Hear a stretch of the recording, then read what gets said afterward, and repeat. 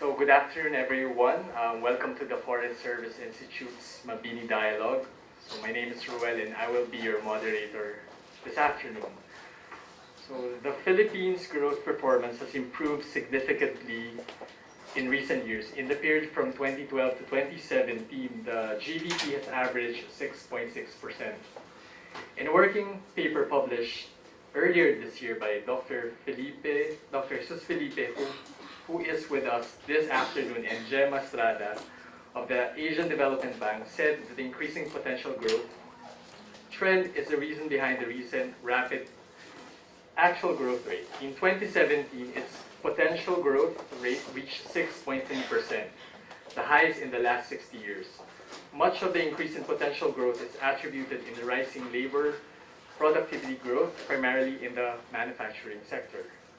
Despite these positive findings, the improvement in actual growth rate has not led to the reduction of unemployment. In fact, the faster growth has worsened total underemployment rate in the Philippines, especially in the 2010 to 2017 period, when it averaged almost 20% of the total employment.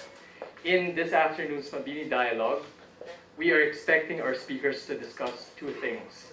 One is how actual economic growth influences unemployment and the link between productivity growth and employment, and how the Philippines can address the weak points in overall productivity so as it can continuously raise its potential growth. So this afternoon, we are privileged to have two distinguished speakers, Dr. Jesus Felipe, our resource person, and Dr. Dante B. Canlas, who shall serve as our discussant. So Dr. Jesus Felipe has been advisor in the Asian Development Bank's Economic Research and Regional Cooperation Department since 2012. He has been with ADB since 1996 and a member of its editorial board, as well as the managing editor of the Asian Development Review. He has also held academic positions with the Georgia Institute of Technology and the Hong Kong University of Science and Technology. He holds a PhD from the University of Pennsylvania. Meanwhile, Dr. Dante B. Canlas is an emeritus professor of the University of the Philippines School of Economics in Diliman, Quezon City. He earned his BS in Mathematics and MA and PhD Economics at the University of the Philippines, Diliman. He served in government as Director General of the National Economic and Development Authority, concurrently Secretary of Socio-Economic Planning. So without further ado, ladies and gentlemen, please give a warm welcome to Dr. Jesus Felipe for the first presentation.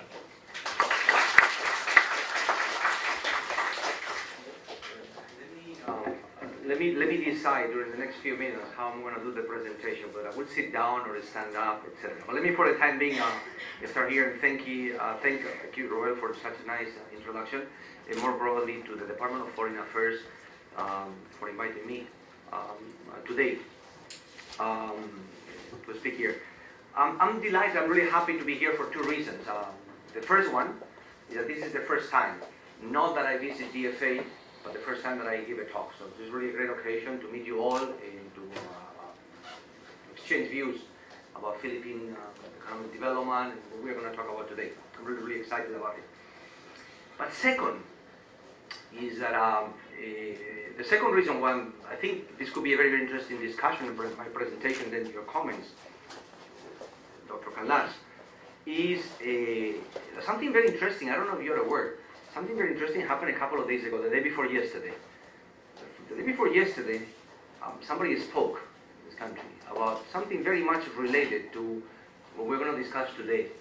I do not know if you realize what I'm referring to. There was somebody who spoke about development in the Philippines. The person who defined himself in his speech as a worker of government. And I am not a worker of government. His responsibilities are infinitely higher than mine. But I was really impressed because he was really very broad in his views about development. He touched upon things such as China, ASEAN, taxation, the telecom sector, tertiary education, tourism, natural resources, etc., etc., etc. And I was really delighted to listen to him. And and he really inspired my presentation. So what I'm going to do is obviously not to repeat what he said, but also talk about development in the Philippines from a slightly different point of view. He spoke as a worker of government in the highest office, so I'm going to talk about development in the Philippines, and more broadly about what development ultimately is about, from the point of view of an economist, a development economist, and somebody who has lived in the Philippines for over 20 years, somebody who has traveled extensively throughout Asia, and I think probably what we can have is sort of complementary views between what this person said and what I'm going to say, and later on with discussants. And I think the doctor can last. And maybe with this we can have a very interesting discussion later. So just in case somebody is missing the point, the person I was referring to, I've been referring to implicitly, and I said just in case somebody is missing the point, is no other than the president of the Philippines, who gave the Son address the day before yesterday. So keep this in mind while I go on with my presentation, because I think that what he said and what I'm going to say, and what potentially we can discuss here as a group later, is very, very complementary. Okay? So with this in mind, I prepared a presentation that I hope you find interesting and that allows us to have a discussion. And now, yes, I've been seated already for 5 minutes, and that's too long for somebody like me, so I need to stand up. Okay? And let me see, I tend to speak very loud. So let's test this for a couple of minutes. If you can hear me clearly, I will continue. If not, I'll get to the mic. But I feel uncomfortable wearing the mic. Okay?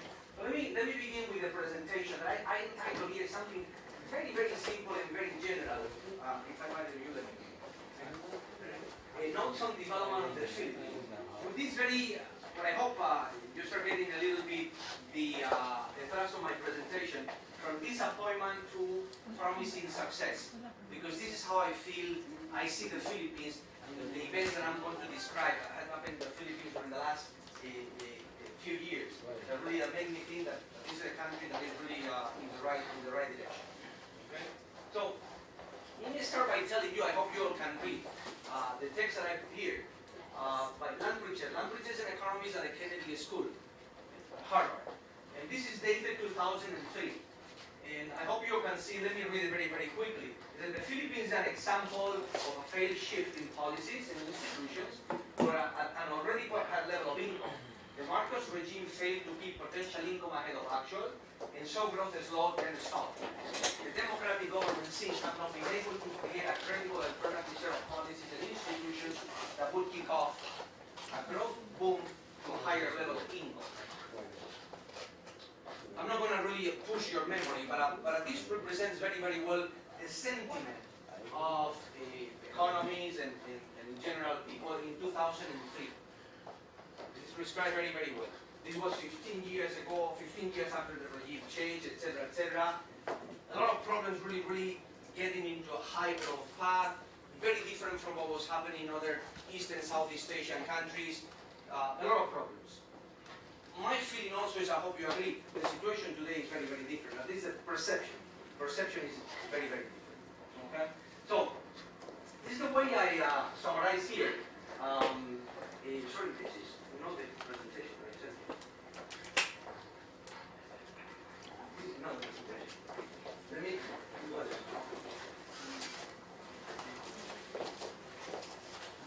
These are the technical details that happen. And I assume responsibility. I change the percentage.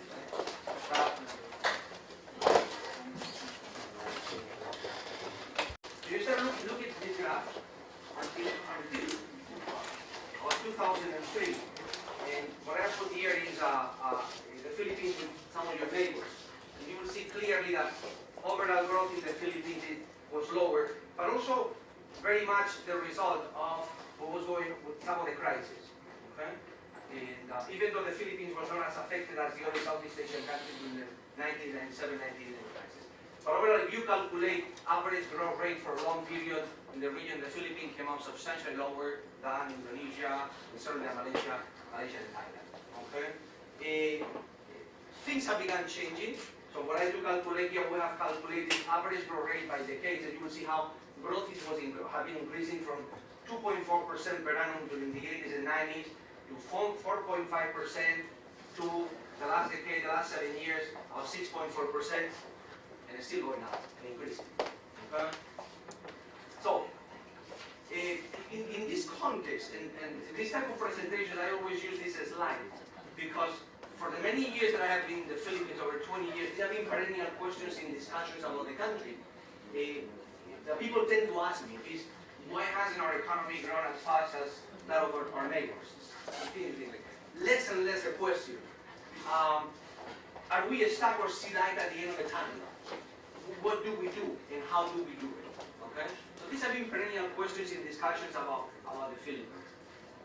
So with this background, let me tell you how I'm going to proceed and what I'm going to do, and see, again, please try to read in between the lines, between the song and speech and what I'm going to talk about, and the difference in approach and the complementarities. I think it is important. I'm going to give you my views of what development is about. Okay? Then very, very important is how does it happen. Okay? And then I'm going to shift into why has the Philippines performance improved. It hasn't improved during the last 2 days, but in the last 2 years. What happens is that it takes a set number of years for us to realize that, wow, this is happening. Of course, it didn't happen in 1 day. In fact, I'm going to show you it's something happening slowly and slowly during the last probably at least 1 decade. And then I'm going to conclude, and then see your views, discuss on, and then we'll open the floor. Okay? This is what I'm going to do.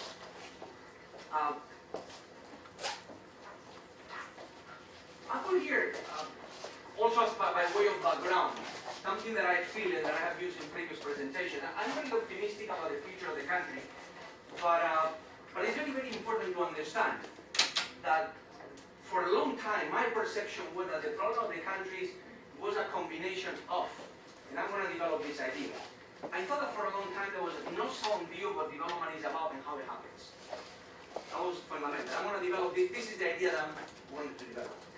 That there was very low public spending to keep the economy at full employment. Okay? It was related to the obsession of not running budget deficits. And then what I refer to here as a low coordination between macroeconomic and development objectives. Okay? Very typical of many developing countries. Okay? So this was my perception during many, many years about what was going on in the Philippines. I repeat, it was no sound view of what development is about, and I'm going to tell you now what the profession, what development economists like me think that development is about. Then lack of public spending and poor coordination between the macroeconomic and development objectives of the country. Okay? Alright, so let me get to business and tell you what development is about. What is development about? Okay? Today, development economists like me think about development as a process of a structural transformation. And I'm going to tell you what this is. In this broad context, we talk about what is the role of the private sector, and we also talk about, and I hope I can get my latest version of the presentation, of something what is called upgrading of the economy and diversification of the economy, in collaboration with the public and private sectors. Okay? So look, absolutely fundamental. It is impossible to understand what happened to countries like South Korea, which tends to be the example that everybody picks on and asks about. It will happen during the process of 30, 40 years, but as the process of the structural transformation. Structural transformation, you can think about basically 2 ideas. One is the idea of sending workers out of agriculture, which tends to be the sector with the lowest productivity, into industry and services. That is essentially the main source of growth. Why? Because of the differential in productivity between the 2 sectors. So, what is the most obvious fact of development? The law of development, that the share of employment in agriculture declines over time. Okay? And this is something that happened very fast in Korea, in China, and this happened very slowly in the Philippines. I assume that if I ask you, this is a rhetorical question, what is the largest employer still in the Philippines? Agriculture. Still over 25% of the labor force. Of course, services is bigger, but it's because you lump together all services. As soon as you start disaggregating, that is more. It's a big employer is this one. So this is the first feature of what the structural transformation is about. The second one is the diversification and the upgrading of the economy. I'm going to give you examples later. But basically, when economies develop, they produce a wide wider range of products, and they upgrade. They go from products that are not complex at all into products that we call complex. And I'm going to give you examples. And this is the essence of what development is about. You want to explain what Korea did, you want to explain what China did, you need to get to those things. You want to understand why the Philippines did not do so well for decades, you need to appeal to those stories, or this type of stories that I'm telling you. Okay? There are other things that I put here that people tend to mention, and probably there is some truth behind it. When I say how does development happen, is the elimination of barriers that constrain technology adoption, improvement of work practices at firm level. I can elaborate later on, give you examples. Intense competition. Competition is a very important source of productivity. Okay? So, this is what development is about, and I'll get back to this in a second. Who makes this happen?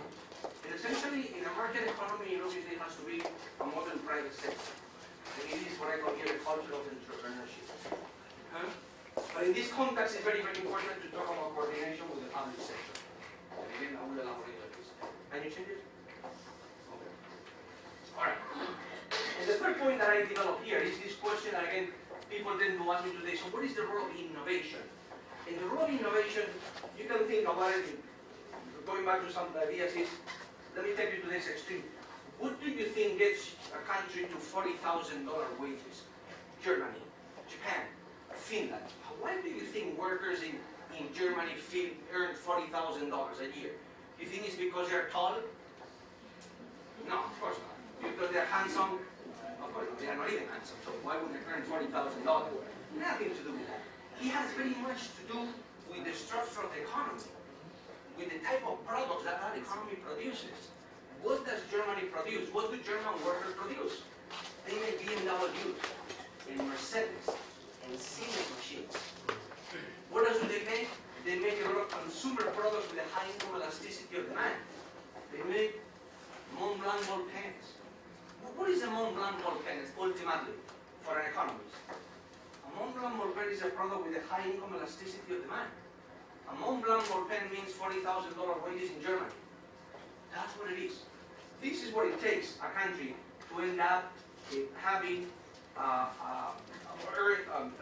average wage of $40,000 a year. Okay? So these are in modern services, like for example, modern transportation or modern logistics. That is what takes a country from $5,000 per capita income to $10,000 to $40,000. And that is the essence of what South Korea did, and China is doing today in countries like the Philippines or Indonesia or Thailand. You know, it's taking them a bit longer to do. All right, so we can elaborate on one. Is it okay?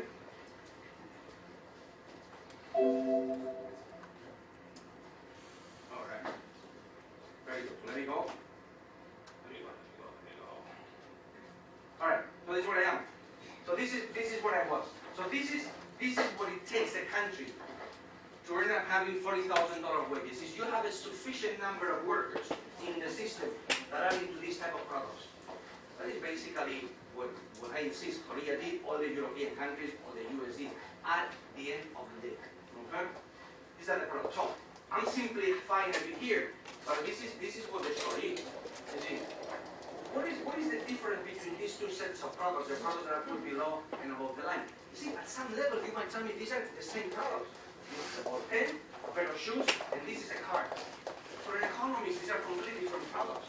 These are products with a low income elasticity of demand. These are products with a very high income elasticity of demand. These are products that will not take you beyond $5,000 per capita income.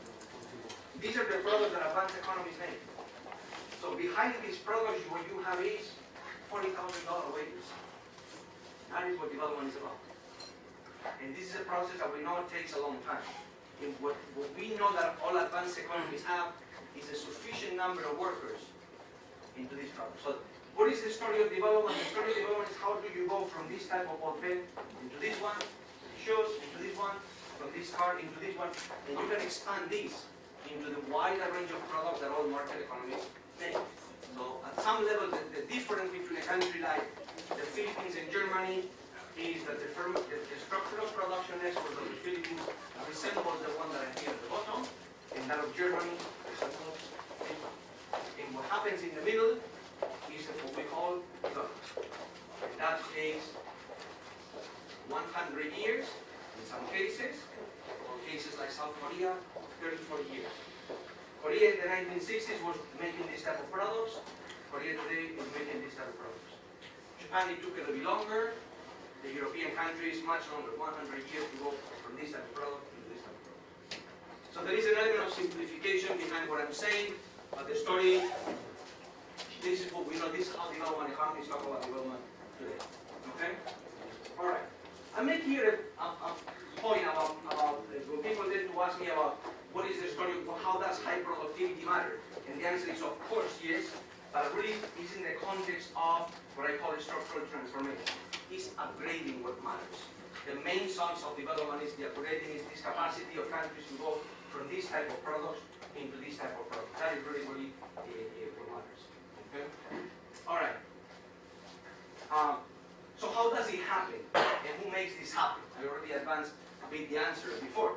And this graph right here, this chart summarizes a little bit. What you need is this culture of entrepreneurship. Of course, what I'm thinking is about market economy. We're talking about a planning economy, a completely different system. But this is basically what happens in a market economy. Is that what you need is what I call here the ability to create minimum new things, new forms that will call creativity, that leads to innovation. This is the creation of products. What you have is product and process innovation. And of course, what I have here is one example of what is an entrepreneur. What an economy needs is thousands of people like Steve Jobs. Okay? That these are the ones that create new products, and this is what create employment, etc., etc. Okay? So this is basically how this happens in a market economy. But a structural transformation also requires, and we know this today in a modern economy, coordination between public and private sectors. And this happens, well, because we have a lot of what we call market failures in an economy. Okay? And while it is very clear and very simple for the private sector, for firms, what to do, which is basically, if you set up a company tomorrow, why do you do that? You want to make money. Isn't that obvious to all of you? Somebody has a very, very strange reason. You set up a company tomorrow is that you want to earn money. That is very obvious. The role of the public sector is not so clear at times. The role of the public sector is much less clear because the role of the public sector is to provide input. So what happens? That companies, the private sector needs some of the input that the public sector provides. What happens is that the public sector doesn't know. So you look at what I was telling you, the graph that I showed you before. How does development happen? Is this jumping from very simple products into much more complex products. So in the absence of coordination between public and private sectors, firms can only jump into the products that require inputs that are already present. Very, very similar. You see, the idea, how does a country end up making cars, very complex products? What are the public inputs that the government needs to supply so that a company such as BMW can be set up?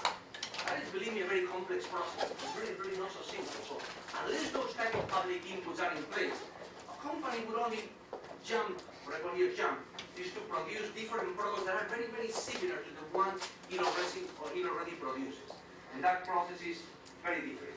This is a process that works very, very well, this coordination between public and private sectors in advanced economies, but it doesn't work so well in advanced economies. Okay? So this is how it happens. This is what development is about. And I think it's very, very important to think about it because I have conversations with the Department of Industry, etc. And they were thinking about programs to industrialize the Philippines. So let me talk a little bit about that in the context of why has the Philippines growth performance improved, which is the third part of my presentation. So remember the graph that I was showing you before, up to here. You see that we did a growth up to here in the Philippines, we're really not up to a standard vis-a-vis growth with respect to other East Asian nations. But look at what happened here. Now, during the last few years, the Philippines has been the best performer in the region. You cannot have missed this in the newspapers, etc. So the growth is already, the average of 2010, 2017 is 6.4%, and growth is approaching already 7%, which is something that you really need to go back in time in the Philippines back in time to see a growth rate of 7% per annum. Okay? And you will see that it's substantially higher than other countries in the region, certainly higher than. Okay? So, what are the current explanations for why the Philippines has been doing okay or relatively well during the last few years? I'm simplifying a little bit, but when you see economists talking about it, they tell you something about growth from the demand side. In other words, you simply decompose growth into the components: private consumption, investment, government consumption, and net trade. And of course, one of them or two of them are increasing, so they will tell you that is happening. Some others use the production function approach. So they will tell you stories about the contributions of capital, labor, and this thing called total factor productivity, extremely controversial. Now, what is the problem? That they're talking about actual growth by appealing to actual growth itself. So it's a bit circular. It's a bit, you see, you have GDP of the economy is identically calculated by the national accounts as consumption, private consumption plus investment, but those are the same components. So the argument is a bit circular. The same thing happened with this approach. There are other reasons, and you tell me whether these reasons are true. Political stability has improved, better governance. I leave it up to you whether these reasons are correct or not. Okay? I have some of you. Alright, so this is what you read in the press and what some people tell you really is going on. Not clear. Okay. So what do my author and I do in the paper that Roel was advancing before? First of all, what we do is we provide a bird's eye of the economy. So really very macro, very aggregate. Okay, we do not go into many details that we are missing, that we missed in the analysis. And instead of looking at actual growth itself, what I was saying, what we analyze is the dynamics of what macroeconomists call potential growth, which is a key concept in macro. Okay, the intuition in concept of potential growth is very easy. I'm going to explain it now in a couple of minutes with the next slide. It is very easy to understand. The estimation is complex. There is a lot of statistics, etc. I'm going to skip that. You trust that what I have done is more or less okay. But you will understand the concept, okay, to do it. And what we use is a number of statistical techniques to extract information from the data. And with this, we come up with an estimate of what is called the potential growth of the economy. So, what is the intuition behind what potential growth is? Look, the intuition, as I said, is super simple. And I'm sure that basically your intuition is correct. What is potential growth? Is the maximum sustainable rate that the technical conditions of the economy allow. Okay? And this is the rate to which the economy gravitates in the long run. There can be deviations in the short run, but the idea is to say, in your long run, the economy, how fast can an economy grow? Well, whatever the technical conditions allow. No more than that. There can be deviation in the short run, but in the long run. So, what happens? That this is the typical path you're going to see now when I estimate of potential growth. Tends to be a very smooth function, potential growth, as opposed to actual growth, which is the one that is very bumpy. Okay? So, why does actual growth adjust to potential growth in the medium to long term? Well, because at any point in time, actual growth is faster than potential. Potential is the maximum that the technological conditions of the economy allow. What are you going to observe? What you will observe is inflationary pressures. In fact, you must have heard quite often the central bank saying, we have inflationary pressures in the economy because the central bank has an estimate of potential growth. So when that is being hit, and actually is even above potential growth, what does the central bank tend to do? It raises interest rates to pull down the economy. So you have heard this story before, okay? What happens when the economy is well below its potential? It's the opposite effect, okay? So there is increasing unemployment, wages go down, and then there's a process from the opposite direction that tends to really bring actual towards potential, okay? You see, from a different point, so how do we calculate potential? So let me tell you a very simple definition that is consistent with what I told you here, the maximum sustainable growth rate, okay? So potential growth is the growth rate of the labor force plus the growth rate of labor productivity. So if you ask any economist, how fast can an economy grow in the long run? And that would have to be how many workers you put and how efficient those workers are. That is what potential growth. And I'm going to use this definition to tell you a very interesting story of what is happening in the Philippines. For those of you who know, this is of course what is called in the literature the Harrow's natural growth rate. Okay? All economic models are consistent when somebody is talking about potential growth is consistent with this idea. All models that you see out there are consistent with this. Okay? Alright, so this is what potential growth is how fast can really my economy go, and I calculate it as the sum of these two components. The number of workers that you put, plus how efficient they are, technological conditions, the labor force productivity. Okay? Alright. Just a small comment here, again, to motivate the story what I'm talking about, and you must have heard this. What is the problem of the advanced economies today? Why is their growth so low? You must have heard what is going on in the European Union. Japan, even a better example. So what is happening in Japan? Well, what is happening in Japan is that labor productivity growth is relatively low already. Let me go back here. I want to talk about these two components of potential growth. I want to justify why Japan's growth is relatively low based on analysis of these two components. So the first one is that labor productivity growth is already low. Why? Because Japan has already reached the frontier. You see, an important growth in the course of development is the transfer of workers out of agriculture. But when you already have at most 5% of your workers in agriculture, how many more are you going to transfer into industrial services? You already gained. Or let me rephrase, why did you think Japan grew at about 10% during the 70s? Because it was transferring workers very, very fast out of agriculture into industry. Why do you think Korea grew very fast? Well, essentially because it was doing that. Where were these workers mainly being transferred to? Industry, manufacturing. The sector that creates increasing, that is able to increase in industrial scale. That's where growth comes from. Once you have done this, what are you going to get? A growth rate again of 10%? Impossible. Now what happens with labor force growth? Well, in countries like Japan is even negative. So when you put the 2 plus 2, the answer of what Japan is growing at most 1%, 1 point is absolutely obvious. This component is even negative. It's even pulling down from potential growth. The Philippines is nowhere here. But we're going to talk about it. I want to show you in 2 seconds what the Philippines looks like from this point of view. And this is an explanation of why things are improving in the Philippines. Okay? So, what is our conjecture of what is happening in the Philippines, or what has been happening in the last decade at least, in the life behind my story, is that the country's potential growth rate is increasing. And what happens is that actual growth is adjusting to it.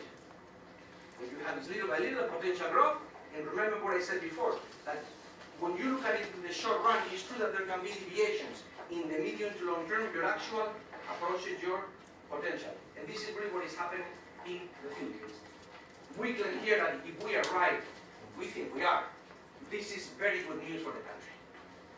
So this is the story that I developed in the paper with my author, with Gemma, and what I'm going to show you here. So, I'm going to skip all the technicalities simply to tell you, just in case somebody's curious, and how do you estimate this? Well, there is a relationship that is called something called Okun's law that we exploit to obtain an estimate of potential growth. And this is basically a relationship between the GDP growth of the country and the change in the unemployment rate. So for the Philippines, this is what the GDP growth looks like since 1956 that we have data. Okay? And the change in this is the unemployment rate, and this is the change in the unemployment rate. So we exploit information from these 2 series, and that allows us to obtain an estimate of potential growth. Okay? Alright. So let's go to it. If you trust me that what I have done is minimally sound, and this is what the story is like. So the brown or orange line from your point of view is actual growth rate, and the dashed blue line is the potential growth rate. Remember I was telling you that potential tends to be a relatively small function, while actual growth really deviates. Okay? So what you observe clearly, and for those of you who cannot see the numbers, look, potential growth in the Philippines is really increasing. 1950s to 1970s, I'm taking here a 20-year average, 4.9%. Obviously, during the 1980s, for reasons that we all know, it went down to 2.5%. Okay? This was the big crisis in 1984, when growth went down to about -8%, so you have a significant gap between both of them. Okay? Then it started recovering very, very slowly at a snail pace. In the 1990s, 3.3% because you still have a couple of bumps here down, but it continues increasing very slowly. During the 2000s, it hits 4.7%, and in the last 7 years, 5.9% average, with 6.3% in 2017. 6.3% is the highest in the whole cities that we have. The highest ever. This country has never grown this fast, at least in terms of potential. Okay? 6.3% in 2017. Never has the country experienced this, at least since 1956, which is when our cities begins. Okay? Alright. So what we do now is decompose this blue line into the two components. Remember, one is labor force growth, and the other one is labor productivity growth. And this is what we have here. So the blue line is the same one as I was showing you before, correct? This is the potential growth. And the green and the gray are, the green is labor force growth, and the gray is labor productivity growth. So at any point in time, the green plus the gray add up to the blue, because they sum up, correct? Remember how I define it. So look at what happens. For much of the period, up until here, the most important component of potential growth was not labor productivity growth, but labor force growth. Basically, this country was growing at whatever rate, and I'm simplifying a bit. Essentially why? Because it was putting workers into the labor force. But productivity was very low. The main reason was very high labor force growth. At one point, about 3%. Very high. Okay? Alright. But since approximately the 1980s, these are the things that you don't observe on the day-to-day, the trend labor force growth began. Of course, this is something you don't see every day. This is the result of little by little development. Families choose to have fewer families, fewer kids, which in the end, 20 years later, this is reflected in a slower growth rate of the labor force. Fewer people entering the labor force. And this is really what is happening here. Until the beginning of the 2000s, when suddenly the story changes. And you see from here, productivity growth has been increasing. Of course, we don't notice because it's very slow, but suddenly, productivity growth overtakes labor force growth as a main component of potential growth. To the point that today, out of the 6.3% potential growth, 5.4% is labor productivity growth, and barely 1% is labor force growth. So the Philippines starts looking like a developed country from the point of view of labor force growth. It's still far from what the European countries look like, or Japan, where I just told you this is even negative. Okay? And remember, this is not the same number that you will have in the statistics, because this is a trend, so it's not identical. If you go and you say, how much was it in 2017? You will find a slightly different number. So this is what we calculate the trend. Okay? But I think the picture here is very interesting, because this tells you how much this economy has changed during the last, basically 60 years. Tremendously. Okay? And you see here that by decade how potential growth has been increasing, and when we reach the last few years, really this starts looking a little bit like the East Asian tigers in the 1980s, when the Philippines was left behind, and everybody was asking, what's happening with Sigma in Asia, etc., etc. I wouldn't say that the story has turned radically now, not that these economies are really a disaster, but definitely the Philippines is doing much better than it was doing decades ago, and I think it has very little to envy today, any of these economies. Still, there is significant room to catch up, but the economy starts looking much better. And if you look at, or you read the story that I'm telling you behind these figures, there is a lot of room to be really satisfied and pleased, and I think the next few years are going to be better. And I'm going to talk about it towards the end of the presentation. Okay? So this is a very interesting view of, I think, what is happening in the Philippines. I'm not talking about growth itself, but I'm telling you what is happening, why actual growth is increasing. And actual growth is increasing because it's following the potential of it. Alright? And most of it, I insist, is productivity growth, which is what everybody wants to. The reason why the economy is moving forward. And this is compatible with saying not everything is rosy in the economy. Okay? When somebody has asked me this in economics, my answer is very simple. Do you think that when Korea was growing at 10%, it was a bed of roses? Do you think there were no problems? Do you think the infrastructure was not lacking or corruption or anything that you want to bring up with these open questions? China, even a better example, growing at 10% is still compatible with not as big. Alright? Okay. So summary of results up until now, in case somebody has missed the point that I think I have expressed several times. In the medium, I have argued in the medium to long term, an economy's actual growth tends towards this potential, and I have documented that the latter is increasing in the Philippines. Potential growth is on an upward trend. 2010-2017 it was 5.9% on average, over 1 percentage point higher than in the previous 9 years. It was 4.7%. In 2017, potential growth was 6.3%, and this is close to a half a percentage point below actual growth. So in 2017, actual growth was slightly higher than potential. Very interesting. We're going to talk about this later, what this means, okay, for macroeconomic policy. And much of the increase in potential growth lately has been due to productivity growth, as trend labor for growth has started declining. And my reading of this story is something is happening in this country. Again, not everything is perfect, but something is happening. Okay. So given that I have determined that the most important component of potential growth today in the Philippines is labor productivity growth, my curiosity went, what is happening with productivity? And what we find, I'm going to tell you a couple of also complementary things that I think very, very interesting. Okay? Some of them I'm sure that you know, some others you may not know. Okay? Alright. So what we do here is, I'm going to talk to you about labor productivity levels, which I think is easier to understand. It's very, very simple. This is labor productivity by sector in the Philippines. Okay? At 3 points in time, 89, 2000, and 2017. And these are the employment shares. Okay? So, to be clear, this means, let's get here the highest. The most productive sector of the economy in terms of labor productivity is electricity, gas, and water. That gives you around 2,000, no, this is 2 million pesos a year. Okay, almost. 2 million pesos a year per worker. Okay? What is the least productive sector of the economy? Agriculture. Where productivity is not even that it's agriculture, it's that productivity has barely increased. I'm going to talk about it in a second, why that is happening. And why you want to understand much of what happens in the Philippines, you need to tell me a story about what happens here. And why does this matter? Because if you come to the right-hand side, it tells you that this is the largest employer of the economy.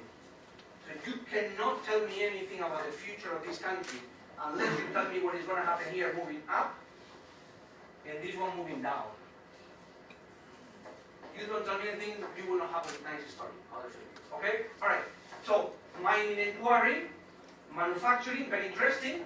Productivity in manufacturing, significant increase. Why is this sector the most productive?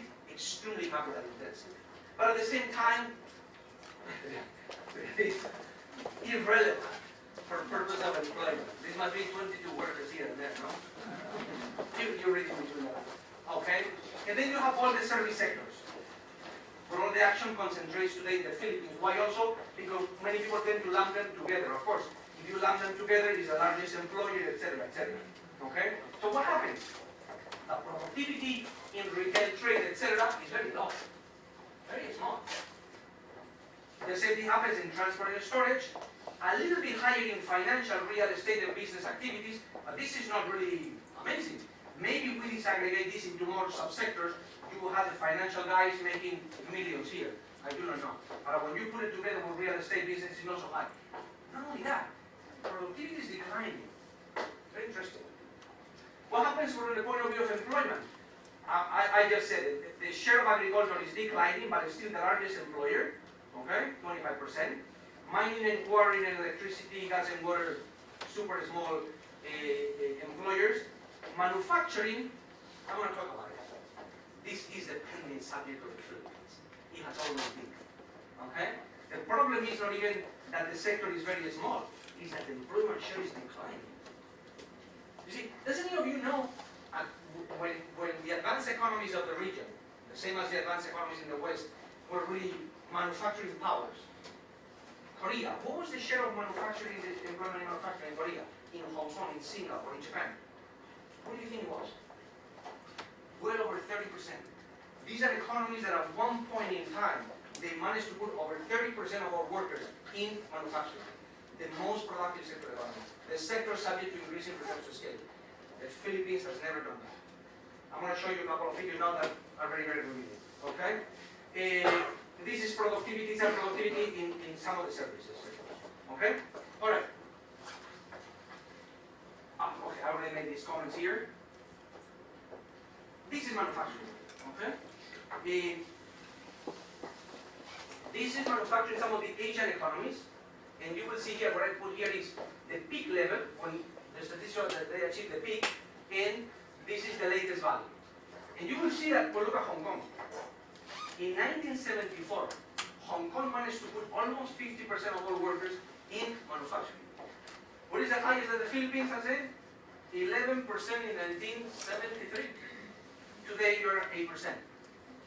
So what is the typical, if you plot employment shares in a country in the vertical axis, and you put here in the horizontal axis income per capita, what does this relationship look like?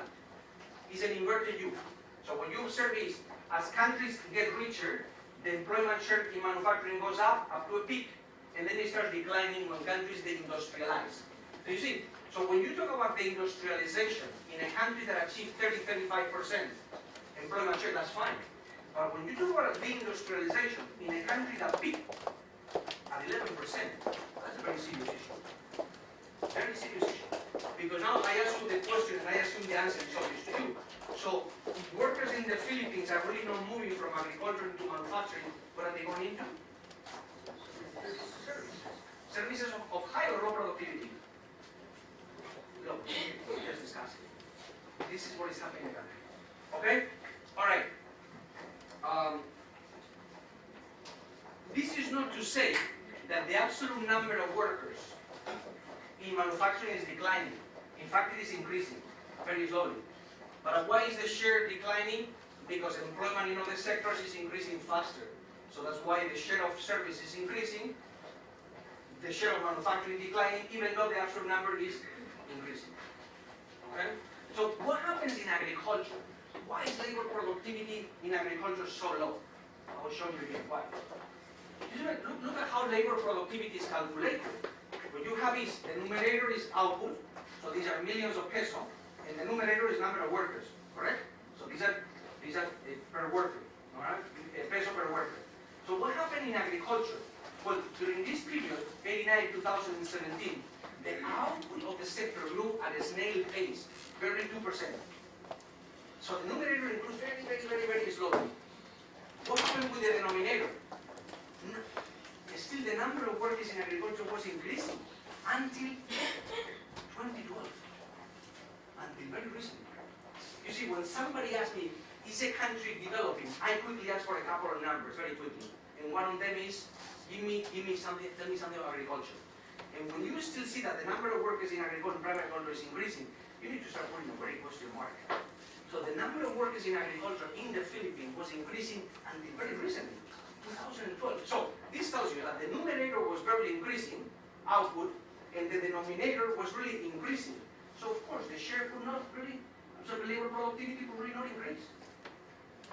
So I insist that whatever happens to the Philippines during the next 20 years in terms of obviously income per capita, which is the most obvious and simple indicator of development, something will have to happen here. This will have to increase, and this one will have to decline. The question is the speed at which this happens. And you should see how fast this decline in South Korea and how fast it is declining today in China. Much faster than in the Philippines. Okay? The other part of the problem is this one. This is a very small sector in the Philippines, while it is much bigger in countries like the other in particular East Asian neighbors. Alright? So, what I'm going to do now is show you the contribution to the level of productivity of these sectors by multiplying the two series. Okay. And this is what you have here. So this is the percentage. So when you see the share of agriculture in the total level of productivity is declining, that of manufacturing is increasing, and in fact is the largest contributor. Why? Because the productivity of the sector is increasing. So when you multiply this series times this one, it gives you this story. So it's very interesting. Manufacturing is still the most important contributor to the level of productivity of the country. What are the other important contributors? Some of the service sector, wholesale trade, financial real estate. Okay? But still, manufacturing continues being crucial. Like any development economy would help for the development of the country. Alright? Okay, so let me start finishing and repeating what I call at the beginning my very optimistic view of the economy with a big footnote. My optimism is perfectly compatible with saying not everything is perfect. That's why I gave you this story. I told you, you think that when South Korea was growing at 10%, everything was a sea or a bed of roses. There are a lot of things to still fix in the Philippines. But I think what we're observing now is unique in the country. All right? Okay, so I do believe that the country is enjoying what I call here a growth momentum. And for whatever reason, it has never been this good in the last 60 years. Okay? Growth in the Philippines has picked up, and we show that actual growth is adjusting to an increasing potential growth rate. Okay? There has been an increasing of over 1 percentage point increase in potential during the last 20 years, since the last 7 years. When we compare 2000, 2009 with 2010, 17. Okay? And in 2017, potential growth reached 6.3%, which is the highest ever. Actual growth today is about 0.5 percentage point of potential growth. So the question that I would ask is, what do we do? Remember the picture that I was showing you before? When actual is far ahead of potential, basically the first thing that you will observe in the country is inflationary pressure. So you have two options here. Either you pull down the economy or you increase potential growth. So which one, what will you choose? Pull down the economy or try to increase potential? Obviously the second. From here we will have a very interesting policy discussion with some policy makers in the country. Okay? Alright, so my view here is authorities ought to focus on increasing potential growth. This way to allow actual growth to continue rising in a stable macro environment. Okay, so I would not really kill the goose. But really, that's what I would do. Okay? So, growth momentum in the Philippines, there is an imperative to further increase potential growth to continue enjoying the ride. This is a number that I pick here a little bit at random, but obviously, let's think about how could the country increase its potential growth at 1 to 2 percentage points. You see, labor force growth is already declining, but it's very high. And besides, from a policy-making point of view, there is very little that the government can do. These are decisions, people's decisions to have smaller families, etc., etc. So there is very little that the government can do here. Nevertheless, the country has what I call here a very peculiar labor market. I have in another part of the paper, we document, my co-author and I, that growth does not have much dent on reducing unemployment, which is very unique. Okay, a very, very stylized fact. Relationship happens between growth and the unemployment rate. When growth increases, you see the unemployment rate declining. This does not happen in the Philippines. What you observe, in fact, is that unemployment increases. Okay, we're working a very, very, that's what we got here.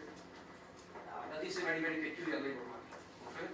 So, what we talk in the paper is about the need to focus the policy on productivity growth.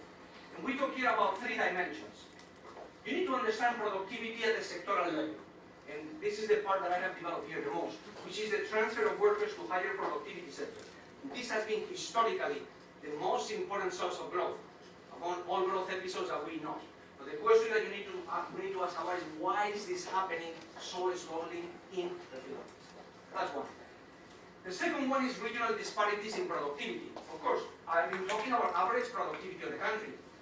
You know better than me. Productivity in Manila is much higher than productivity in our provinces. So the question, if you want to understand why the average is low, you need to talk about, understand why productivity is so low in some of the provinces. Okay? And the other one is firm level productivity, what we call organizational capabilities. Okay? The best way to understand this, and I can elaborate later if you want, I can give you an example. Remind me later and tell you. Which is, You need to compare the same company in a country like the Philippines, in a country like the US. Where do you think it is more productive? Obviously in the US, correct? Why? I can give you a little example. Okay? I'm going to leave you here for later for the discussion. Alright, so these are different dimensions on which we could think about productivity growth. Agriculture is still the largest employer we have seen, though the absolute number of workers began declining in 2012. This country needs, agriculture needs tremendous modernization, different dimensions. Okay? The number of workers is increasing, the manufacturing employment share is declining.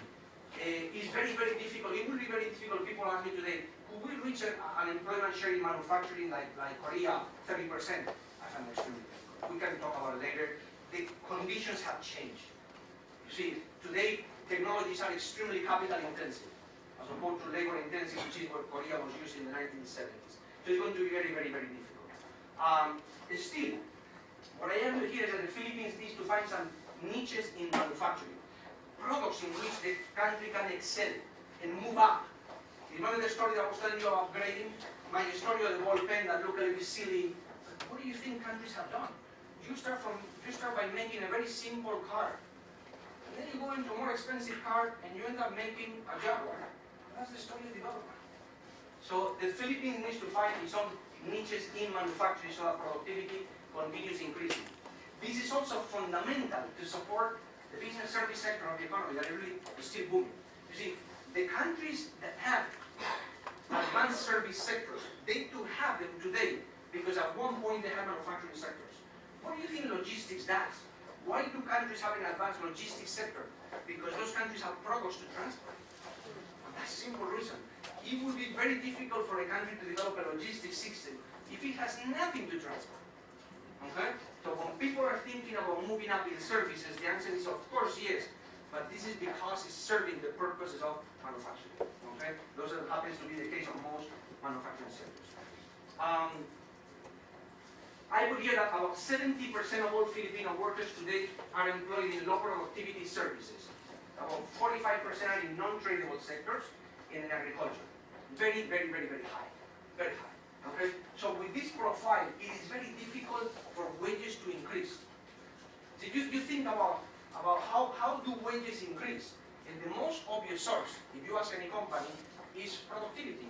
Any company will tell you, I cannot increase wages unless productivity increases. But you start thinking about the sectors where Filipino workers end up.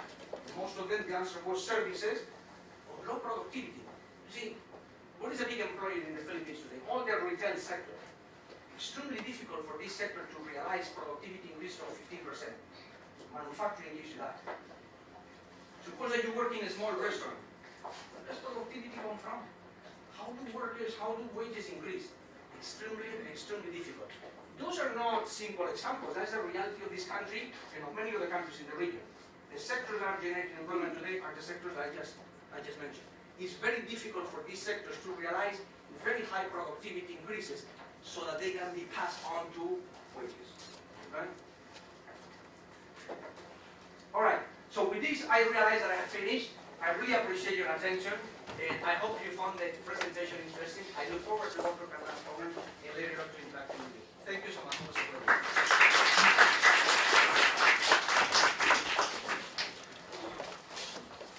Okay, thank you very much, Dr. Felipe. That was quite a lot to digest. Right now, we would like to give the floor to Dr. Kalman for his reaction.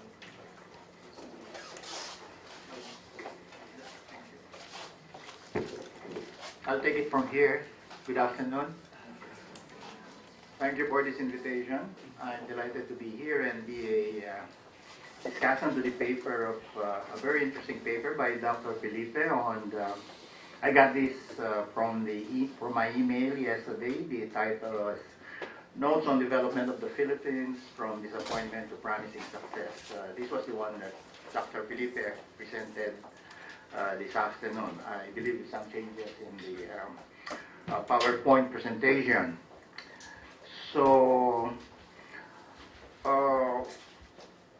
my assignment is to be a discussant. I will do that. I will discuss the paper. I won't critique it, okay? Because there are many places or things in the paper that I agree with, and I will pick on those key development themes that Dr. Felipe talked about. And then what I'll do is probably reiterate some of the key development themes that I like very much, and then maybe elaborate a bit where I can on those key development themes. So let me start with with the outline of my discussion. This is how I will do it. I'll start with some of the key development themes. It's very selective in Dr. Felipe's paper. Incidentally, I got the Estrada and the Felipe paper a week ago. I started reading it. It's much more technical than what I got last Monday. That'll give me a good excuse not to be technical today. Okay? So I will do just that. And then, in a reiteration or a slight elaboration of some of the key development themes in the paper, I will do that as the second part of my discussion. And then I'll ask a few questions. Some of them are also discussed by Dr. Felipe. How do we sustain the growth of potential output? I see this as a key theme, very key theme of the entire paper, unlocking the growth of potential output. I think it's a very important point, and it gives us, the paper gives us very useful insights on how to move forward on further unlocking the growth of potential output. And then just to keep us a little bit up to date, let me discuss a few political economy developments which I think are really constraining the growth of potential output. Okay, just a few of them. So that would be a little dampening of the enthusiasm that Dr. Felipe's paper might have generated in his presentation.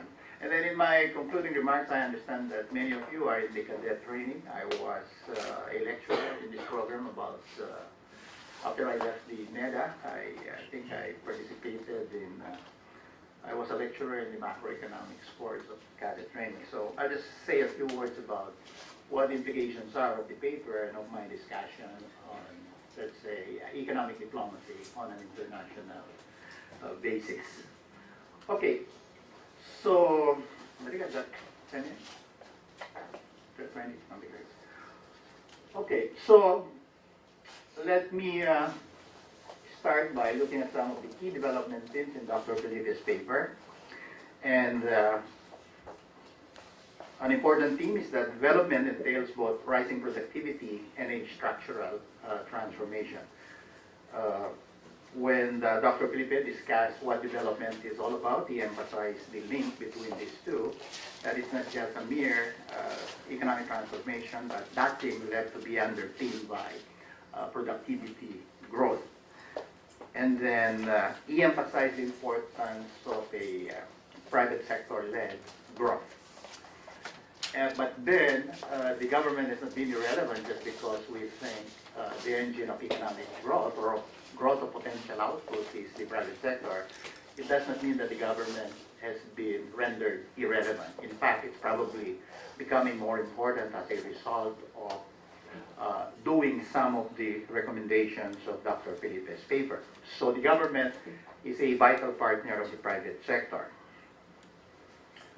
And then the highlight, I think the highlight of the paper is how did the Philippines recover from being the sick man of Asia for a long time. When you travel, you don't want to be tagged a Filipino because of this thing about the sick man of Asia. And many eminent economists in other parts of the world, they are Nobel Prize economists, have noted the same thing. For example, when Paul Krugman visited the Philippines together with a group of economists, it was commissioned by that team was commissioned by the NEDA, and it was financed by a grant from the UNDP Philippines. And when the report came out in 1992, okay, that was the start of the Ramos years, Paul Krugman and his team said, the Philippines is not Asian, it's Latin American. Because if you recall, after the 1983 foreign debt crisis, we defaulted on our sovereign debts at the time, and that was followed by 2 years of a sharp recession. The Philippines emerged from that as a heavily indebted nation. There was a category at that time, together with some of the Latin American countries of the HIDs, heavily indebted countries, and the Philippines was in that group. So the introduction in the report of Krugman, which is transforming the Philippine economy, he said, Philippines is not Asian at all, referring to the, of course, the newly industrializing economies in Asia. It's Latin American because, just like the Latin American, which encountered economic crisis because of their large fiscal deficits and overspending, that's it. They emerged from the late 70s and early 80s as heavily indebted countries. And then Robert Lucas Jr., incidentally, Paul Krugman became a Nobel Prize economist, as we all know. And then Robert Lucas Jr., another Nobel Prize economist cited for his work in business cycles as later on in economic growth, in a 1993 paper published in Econometrica, a very eminent journal in the profession, the title is Making a Miracle. And the opener, the introduction of that paper said, why did the Philippines fail to become an economic miracle? Why did it not follow the path of the four Asian miracles? And those are Hong Kong, Singapore, South Korea, and then Taiwan. Dr. Felipe Schierzo Rivera called them economies, not countries, because Taiwan is there. So that question was posed. So that was in 1992, 93. That was the Sixth Man of Asia thing.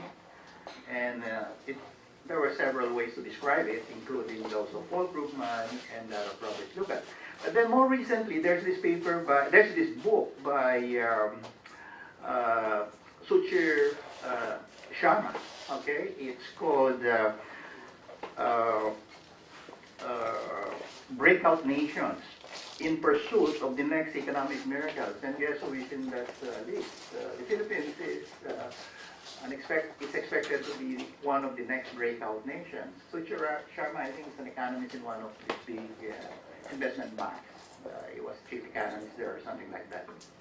Okay, so in any case, the ADB in 2008 ran this program on constraints to economic growth in many countries, and one of the case studies was the Philippines. The book came out, I was involved with that, diagnosing the Philippine economy towards inclusive growth. And in the analysis, a priority issue was how the Philippines could get on a sustained fiscal policy, on a sustained fiscal position. So the main problem that was posed was about the fiscal part, because fiscal policy will always have the spending part, the taxation part, as well as the deficit financing part, and then the managing the public debt part. So when you look at the spending, there was underspending in infra, in health, and education, all of which are very important as far as the potential growth is concerned.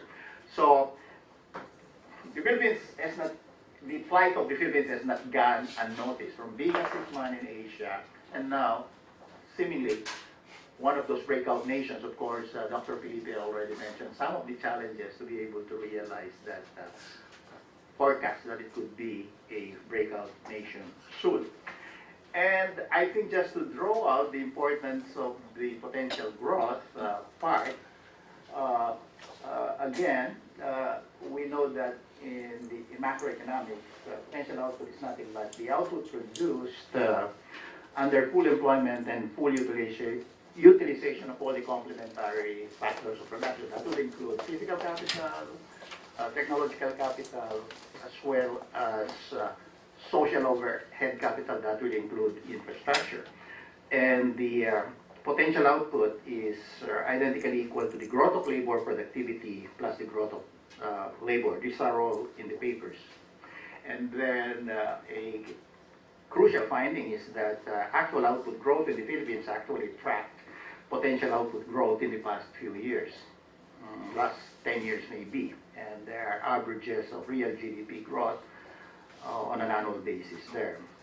And in the recommendation, there is that sustained growth of potential output really hinges on the continuous growth of labor productivity, which I hope I can elaborate on moving forward. Okay, and then let me reiterate some of the key development themes, the productivity and the structural transformation that Dr. Felipe mentioned. Okay, let me focus on a desired industrial transformation. It was also discussed in the paper. So, a desired industrial transformation is from a largely agricultural economy into what we call a newly industrializing one. We can use as models of successful industrialization the four Asian miracles, okay? And then those will be those Taiwan, South Korea, Hong Kong, and Singapore. As far as the Philippine economy is concerned, better models will be Taiwan and South Korea. Why? Because they started with a large agricultural sector. Hong Kong and Singapore did not. They had large centric trade, which they built on. Okay, but Taiwan and South Korea had to struggle also with a large agricultural sector, maybe as large as 60% at the time when they started their industrialization drives. Now, here's an important point to consider, that industrialization, and Harry Johnson, a University of Chicago professor, is dead now, had emphasized this in his book on economic policies towards the less developed countries. Industrialization is not just producing the traditional industrial products like chemicals, iron, and steel, and the heavy smokestack industries. Those are very capital intensive, and in the early stage of industrialization, when you have labor abundant economies, if you immediately go into those heavy industries, then you will have a large pool of unemployed labor. There's such a thing as like scrapping labor scrappage if you do that at once.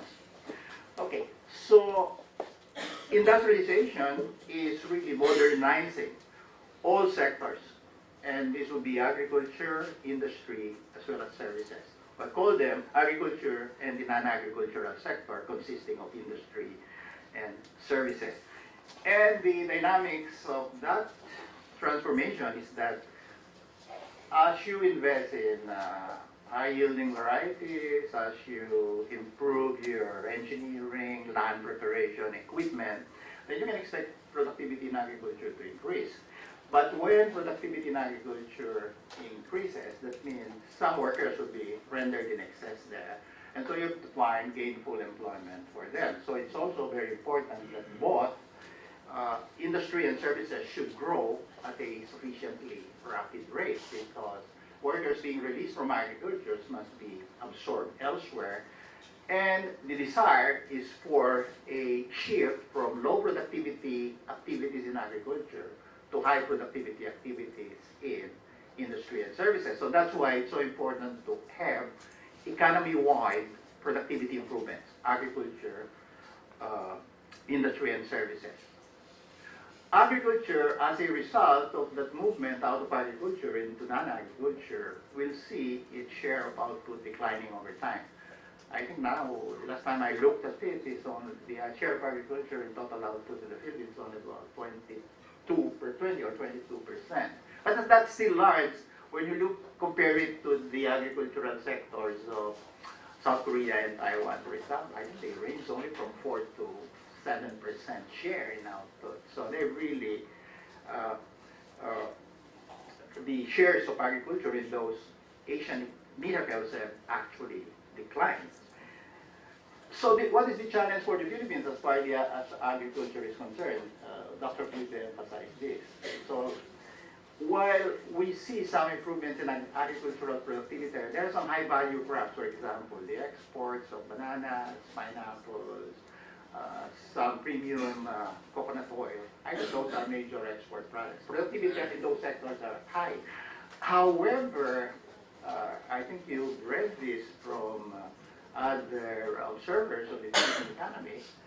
The productivity in what we call the small agricultural sector engaged in subsistence agriculture is still very low. And that's the main reason why when you look at the poverty incidence in the Philippines, the largest, highest incidence of poverty is still in agriculture, rural agricultural areas, and many of them are just doing subsistence agriculture. Okay?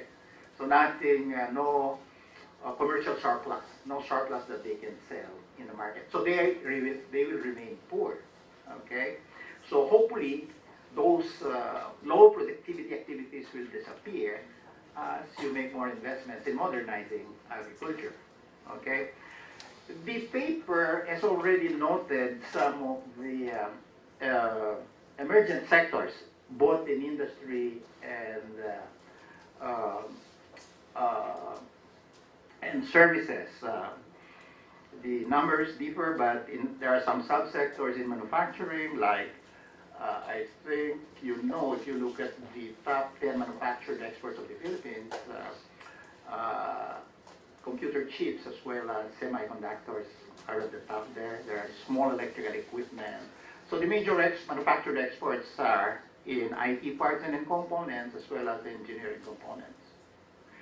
I don't know if some of you live in Batangas or if some of you have visited the AGNP yard there in Batangas.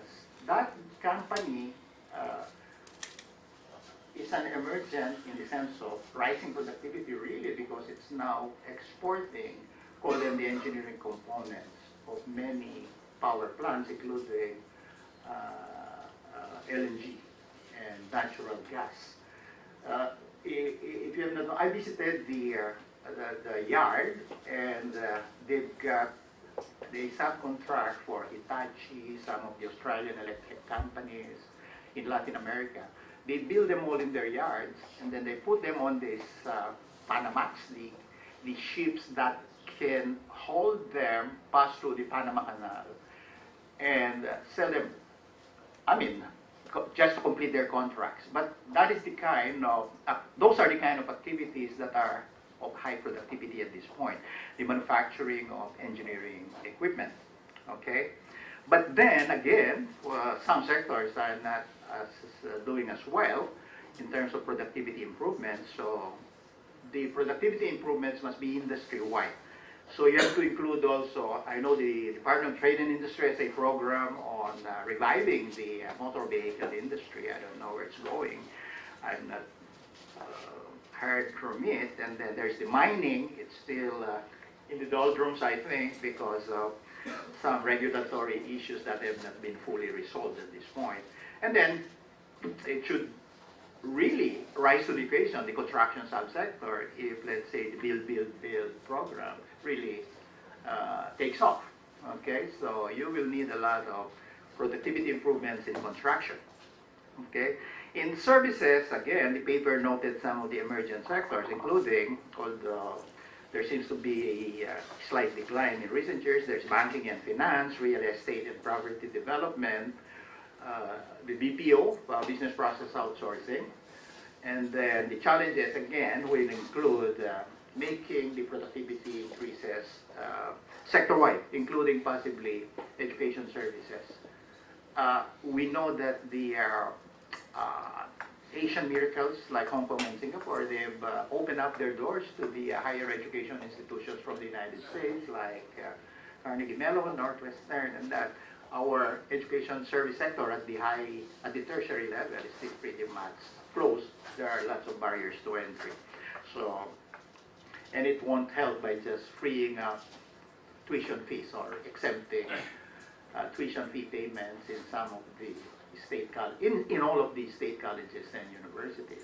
I was talking to the president of UE last Sunday, and she's complaining about how the policy is really reducing employment at the University of the East. And the president of private universities will be meeting last Monday to discuss the loss of enrollment as a result of the free tuition in state colleges and universities. So whether or not this free tuition will really unlock in the future potential growth of the country, I doubt it. So I think there is good reason to reopen the discussion on the free tuition policy in state colleges and universities. And then hopefully open up the education service sector so that we will be exposing the country and its citizens to advanced knowledge, okay? And then here's another important theme, the private sector-led growth. This was emphasized. The private sector possesses the attributes of entrepreneurship, innovation, as well as commercialization. And that's always important for unlocking potential growth. And the main strategy is still heavy reliance on the ability of markets guided by a decentralized problem to coordinate various business and economic activities. However, it doesn't mean that, again, you render irrelevant the role of government. Government has a very important role to play, even if you rely heavily on markets, because there are public goods that you cannot trust markets guided by a price system to produce either in adequate amounts or they may just fail entirely. We all know about the textbook public goods that the private markets will not provide.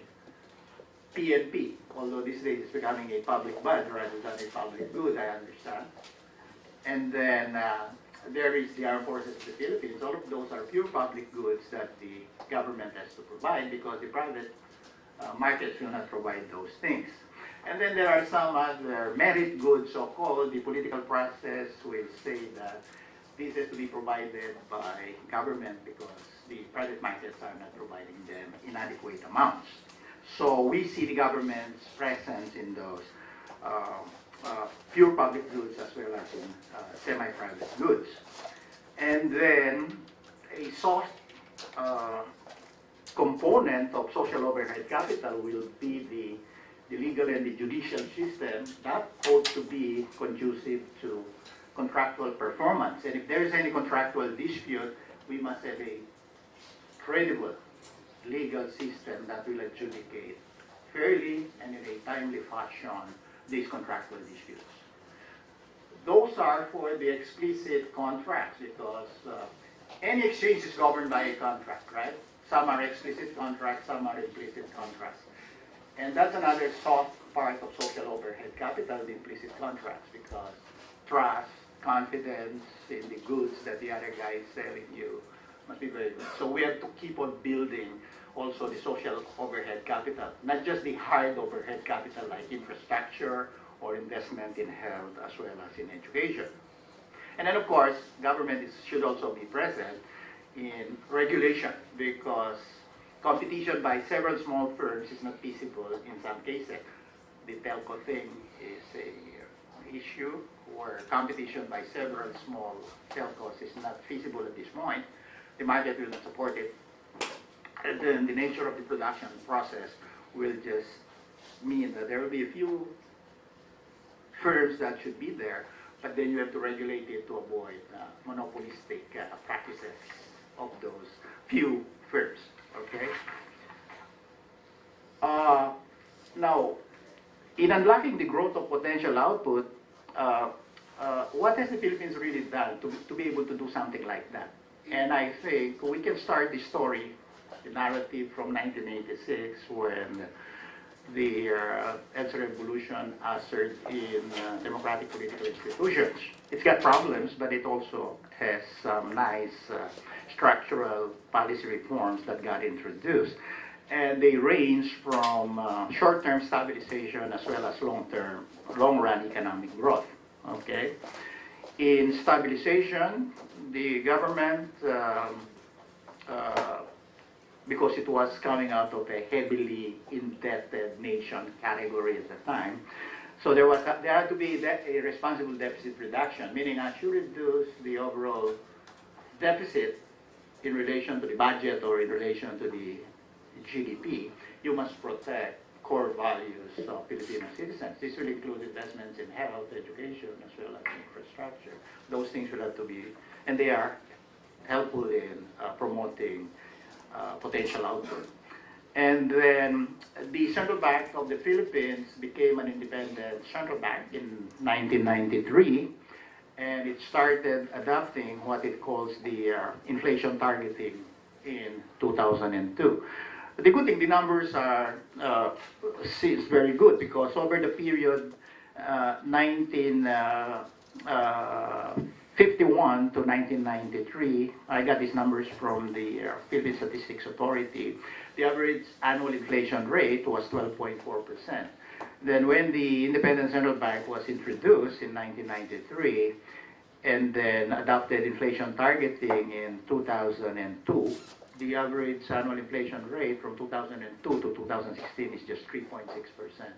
So it's quite significant, that decline in the average annual inflation rate. I remember when I was in Dineda during the Ramos years, we would be happy if we could hit the inflation rate in this high single digit, like 9%. These days it's hitting like 4.5%, and everybody's already, I mean, you get used to 3.5%, and then it becomes 4.5. The problem is from that is because, you know, if wage changes do not adjust to the inflation rate, then we've got problems, especially the drivers, the militant sectors, especially when you don't give them fare hikes, etc. And the goods and services that they're buying are rising by 4.5, and their take-home pay is not rising, then we will have problems, which we saw.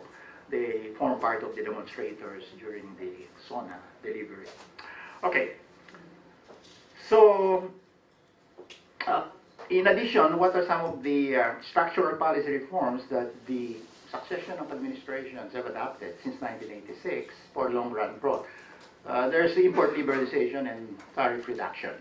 It used to be that apples, for example, you cannot get them for the prices that you see them, like 15 pesos per piece. You have to pay a fortune just to get a single apple in those days, or grapes, because there were import restrictions.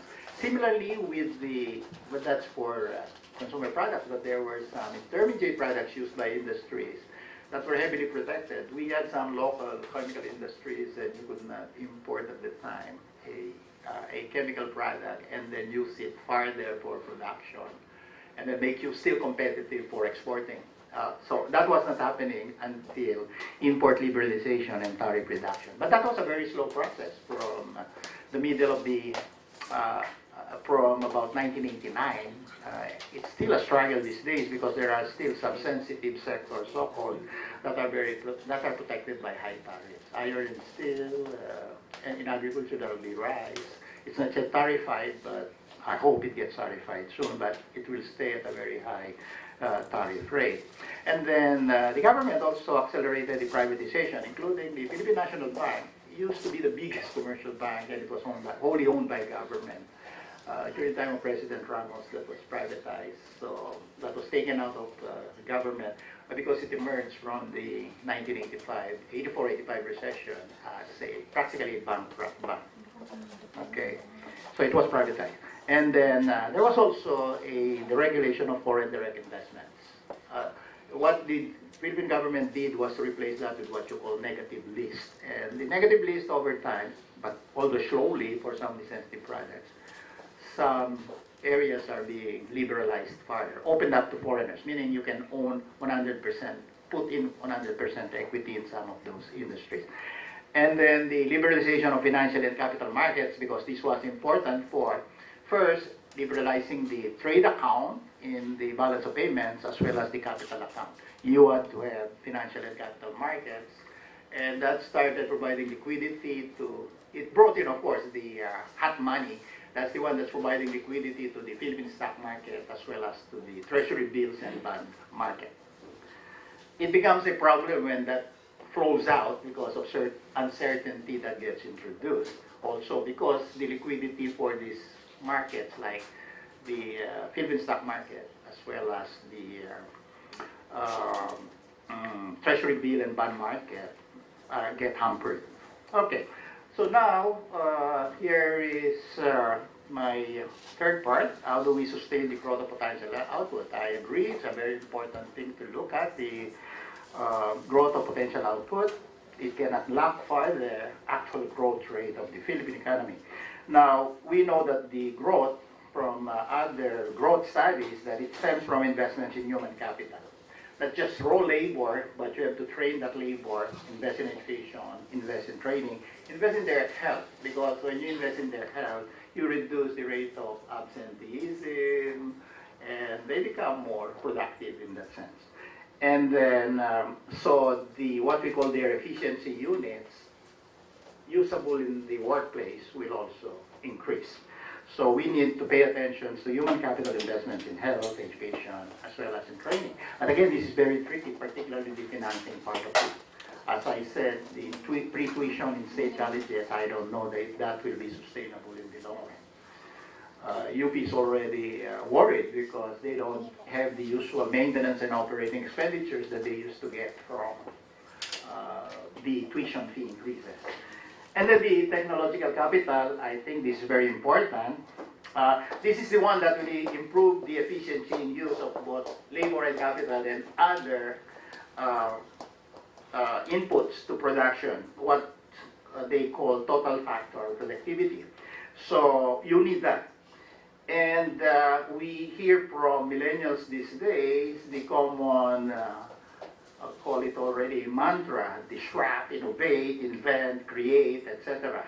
And they have all of these startups, and they talk about angel investing. I think that's a good development. It can only come from investments in technological capital. The entrepreneurship is coming out as a result of these things.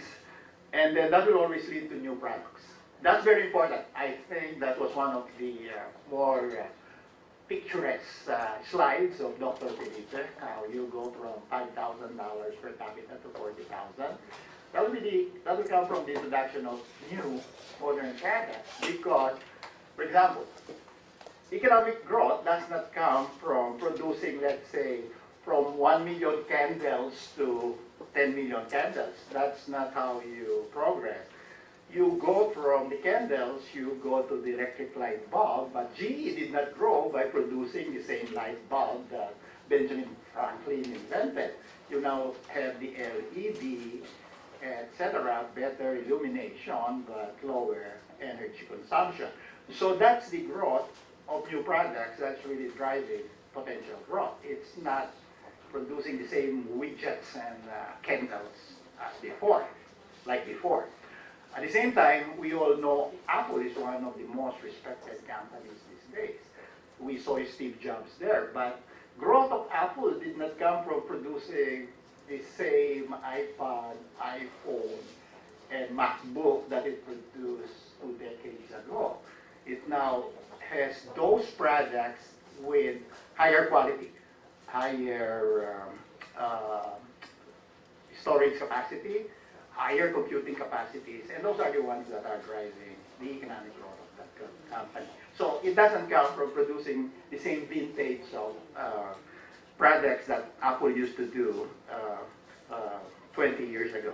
So you have to have that kind of a growth, and it can come from investments in technological capital. Okay, so let me go to the last part, and this will be the what are some of the recent political economic events that I think will constrain potential output growth? Okay, domestically, there's now lots of talks about this federal form of government and intergovernment fiscal incentive transfers. So what do you think will happen?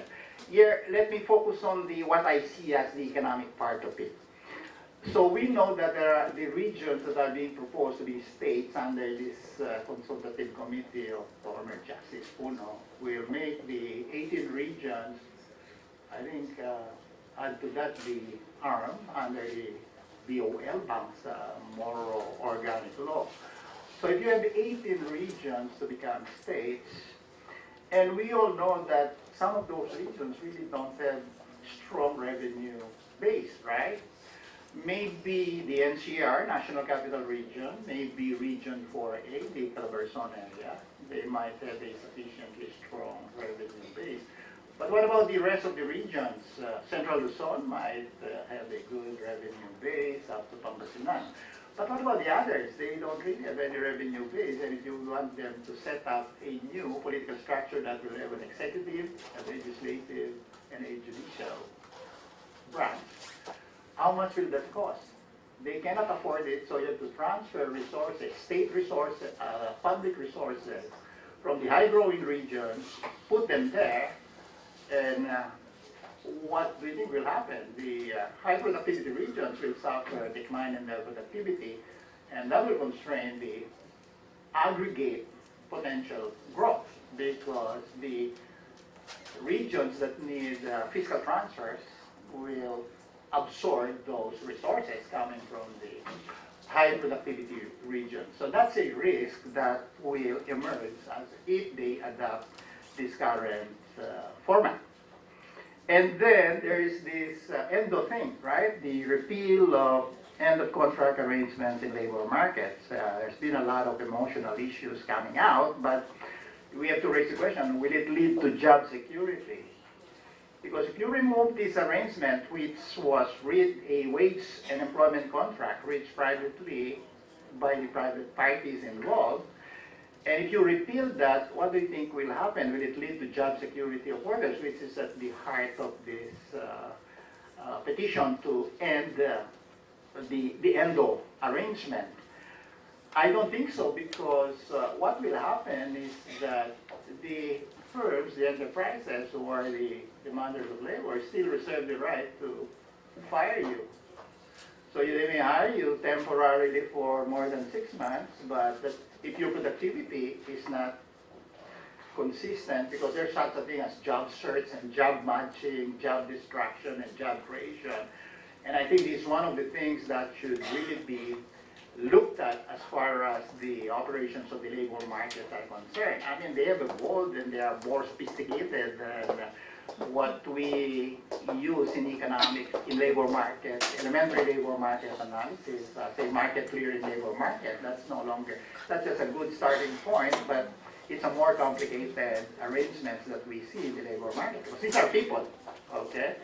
And I don't think just because you end up ENDO, you will end up with a labor market clearing arrangement. No, that will never happen.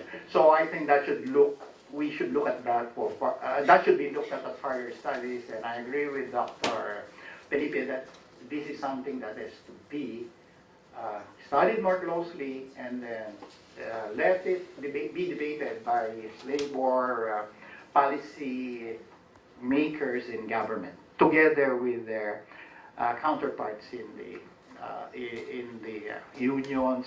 I agreed we should have labor unions, we should have collective bargaining, but reality is that ever since this internationalization of markets emerged in the early 90s, labor unions everywhere have been declining in importance.